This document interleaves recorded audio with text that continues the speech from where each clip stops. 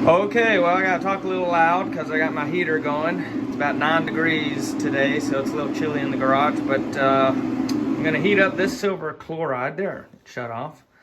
Then I'll mix in this lye here with that. I'm gonna take a little scoop out and drop it in here with the wood ash lye, which is obviously not as pure as that. You can tell right away just by looking.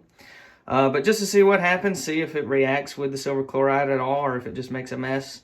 And then we'll see if that silver purity is as pure as what hopefully we're going to get from this larger beaker following the regular method. And then I'm going to use corn syrup in order to, after we do that and it turns black, the corn syrup will get the pure silver to drop out of solution. Then we got to filter it and rinse it with a lot of warm water actually. And I'll use the magnetic spinner at that point. Once we have mixed this in and mixed this in with that mixer. So I'll use this. It's just a 2-speed mixer. I actually got it on sale from Hobby Lobby, but that just spins around, kind of like a blender, but here you can have more control moving it around. It works pretty good for this type of thing. So I'll use that to mix the lye in both of these, and then the corn syrup, and then I'll rinse that out once the silver starts to precipitate out, and then I'll just use the magnetic spinner from that point, and then eventually we'll have to rinse all the silver out and melt it down and see what we have for a weight on it. And so this will be the conclusion to this little series I've done, breaking it down step by step on how to refine the sterling silver with nitric acid. For PPE, I am wearing this acid resistant, coat over me. I've got my gloves. You can't see me, but I got eye protection and also have a mask I can put on while I'm doing this. So, all right, we'll just let that kind of warm up. I don't have it on the highest heat setting, but just warm to encourage the reaction. But the lye will produce heat as well, so I don't really need too much from that. I'm just doing that initially. So, all right. I think that's everything for now. So that's all I'm willing to risk on our little wood Ash Lye experiment. Just a little scoop took right out of there. Rinsed it in there with some distilled water. And now we'll have the moment of truth. See if it reacts. If it reacts like it will with the store-bought lye, then it should turn black in color, but we're gonna see if anything happens here.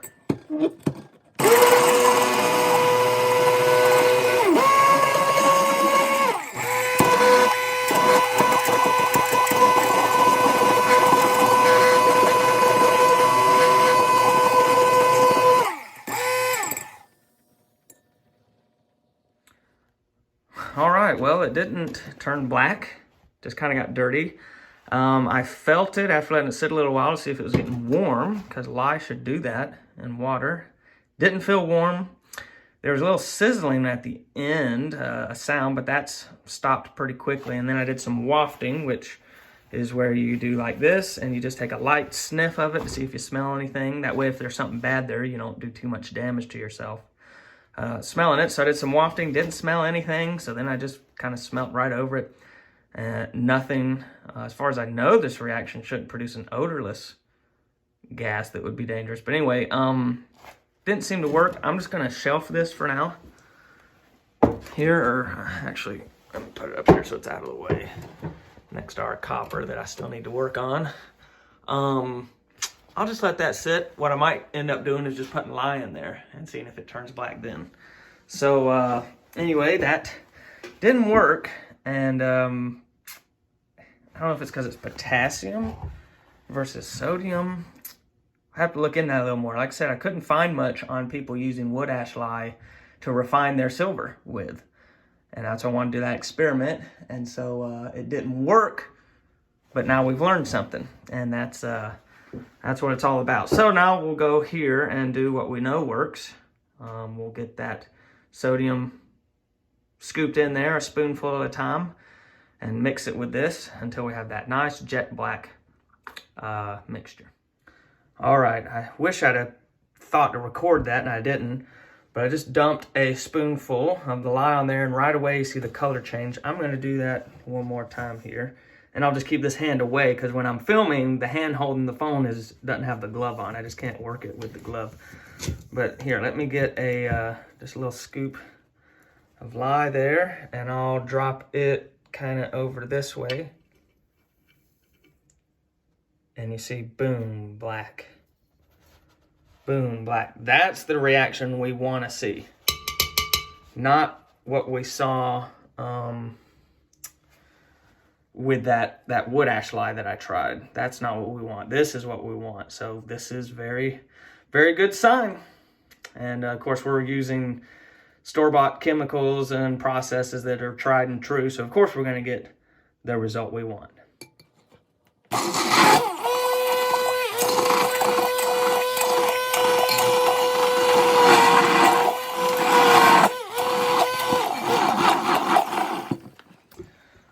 Well, that's not black at all. We must need a lot more lye to do the rest of the reaction. So I'll go ahead and get that added in. Well, I've put in some more lye and done some more mixing around. And this is what we've got now. Kind of a muddy color, but it's still not black. So there needs to be more reaction. Also, if I put my hand to this, it's very warm. Like, it's not painful. I can leave the back of my finger on that, which is more sensitive, up against that glass, and it doesn't burn, but it's warm. Not up here, but just down here where the reaction is. So that's what we need. That's what we expect. All right, we'll just see if I can get here. The lighting's not good. There we go. That should work. Dump some more lye in like that. And there.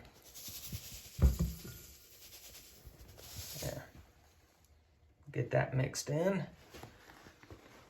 Let's see if it gets any darker from that.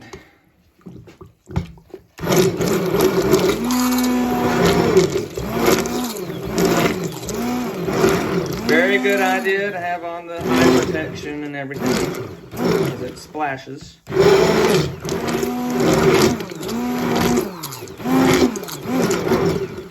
And the reason I'm doing it and stopping is that it's creating some suction, which is pulling this down. And I don't want this being pulled hard against the beaker with this reaction and heat and everything, because I want to break it and spill it everywhere. I should have something like a catch tray, but I couldn't locate one. So I'm kind of taking that risk right now. But we do have something getting closer to black. So we'll just keep adding some lye to it before we get our sugar in there to get our silver out. All right, talking through a mask now. So sorry if it's hard to hear. But I've gone ahead and switched to the magnetic stir earlier than I was going to. It was just getting hot, and I had to keep rinsing that off, which kind of dilutes the solution. And so anyway, got that rinsed off into there. I'm using magnetic stir. Pretty black, but I think it could be a little more black. So I'm going to add some more lye, and then we'll switch to the sugar. So here we'll just drop some more lye in there.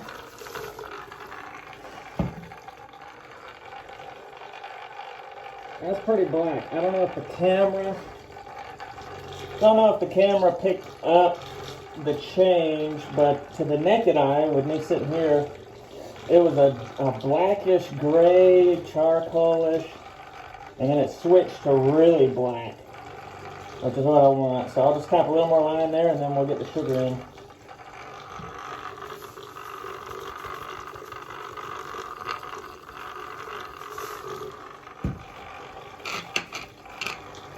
That looks good. I think we got it. All right. Well, hopefully we can get this corn syrup in here. I was just about to do it and the stir stopped working, and I couldn't get it to work, and I thought, man, did that thing dissolve in there? I didn't think it would do that. It shouldn't. I've done this kind of thing before, and it didn't dissolve my stir. I could not find it, but I finally was able to get it. You know, it's black in there. Can't see. Got it recentered, and it's working now. But if I go to pour the syrup in there and it stops, then we might just have to, you know, stop the video, get the stir going again, and go from there. But hopefully I'll be able to pour it in. You'll be able to see some silver form.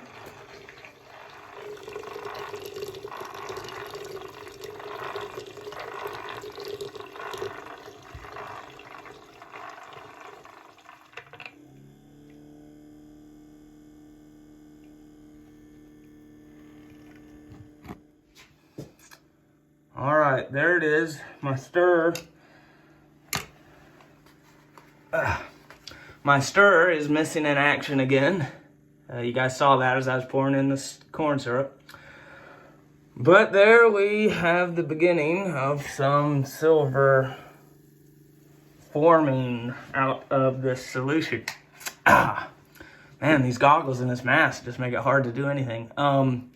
So yeah, we see that silver forming. I can kind of mix here, and that lets you see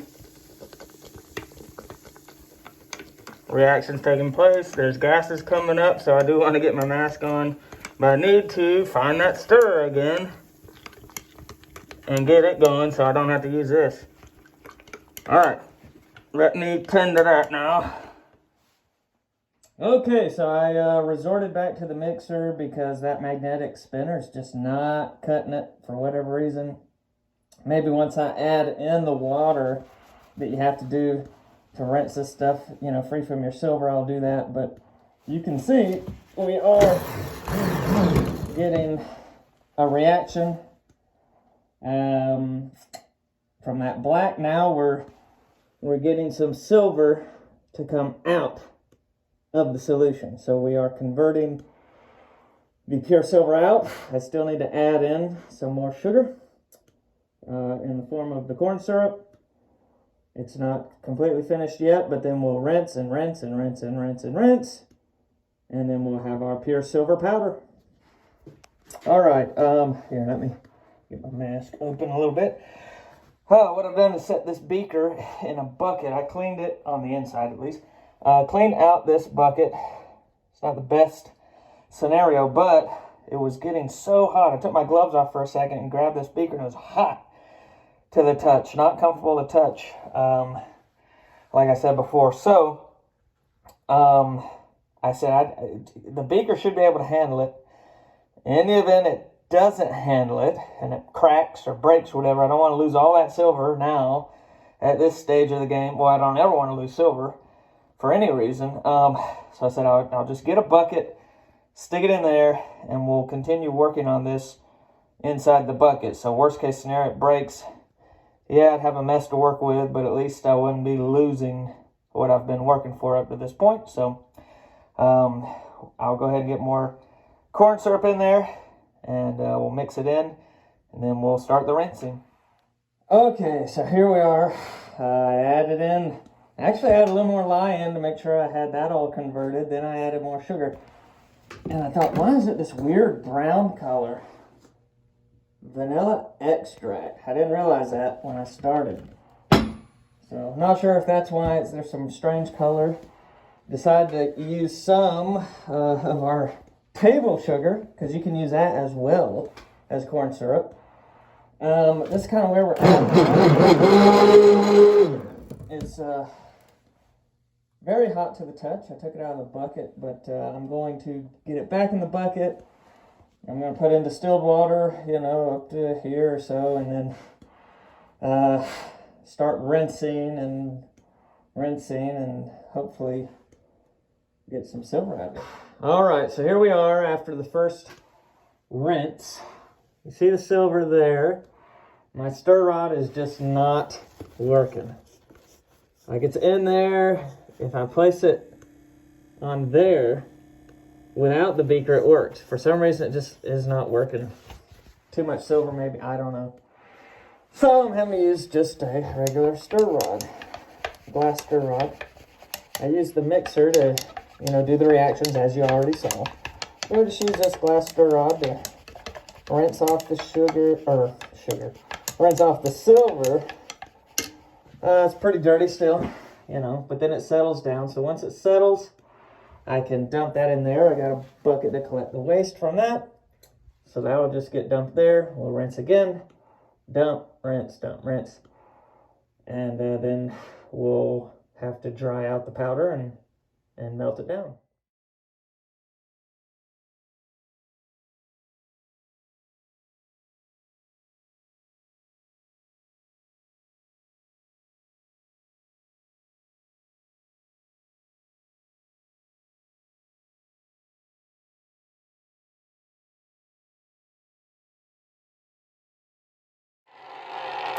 All right, so rinsing still, of course. My stir's working again, which is nice. There you see the silver. There's some flying around in solution. In fact, let me slow this down, just so you can see. It'll calm down, that stuff will rain down, and it settles. And once it settles, I dump all that stuff out. I put quite a bit of sugar in there because I thought maybe the vanilla in the corn syrup need to be counteracted with just pure sugar. But at any rate, I'm just rinsing and rinsing, as you can see already. But I wanted you to see this silver down here. This silver powder. And it just falls. It's not really that deep all the way across. It's just up on the sides. But that is our silver. And so I'm going to dump this off once it settles down. And then I'll show you kind of what it looks like right now. Just kind of like silver mud, really. All right, there it is. Silver mud. You can kind of see it from that angle as well. So yeah, still dirty. Still got a lot of rinses to do. And but we're getting there. We are getting there.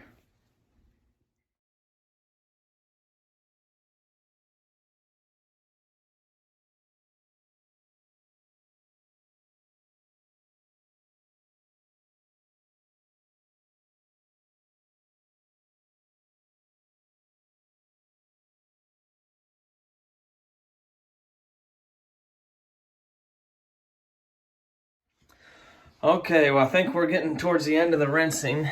You can kind of see a color difference there. It's much cleaner. It looked real good the last time I rinsed it and could actually see the mud down there. So I just spun it around with some more fresh water.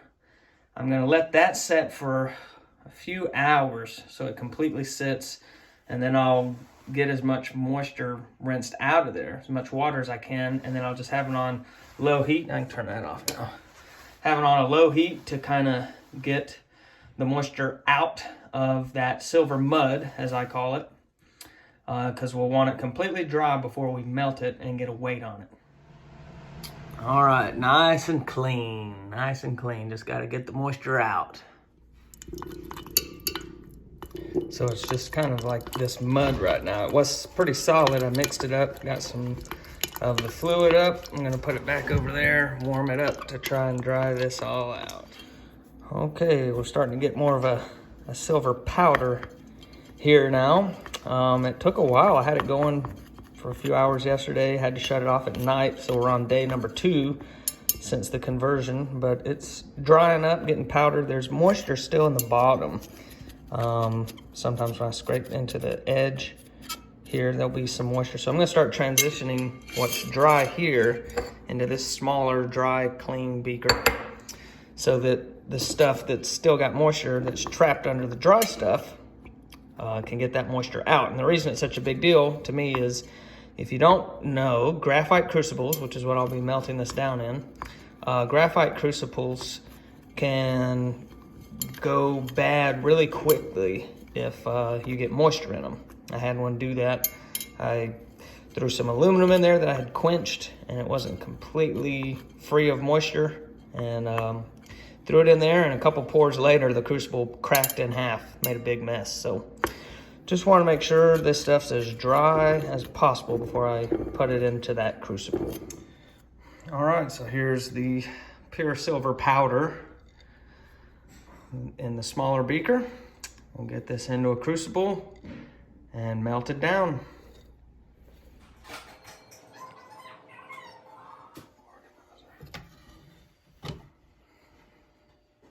All right, got that in there. The lighting's not very good for you to be able to see it, but we got it ready to melt that silver powder down.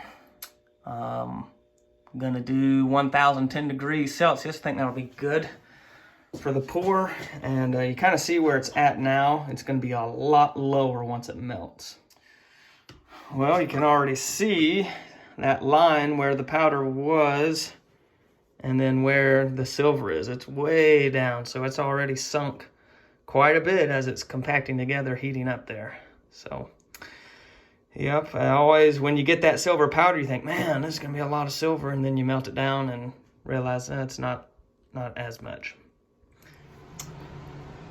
We're at 946 centigrade. And whoa, you can't see there, you can see a little bit. What's going on there is that silver's melting down. Should be able to pour soon.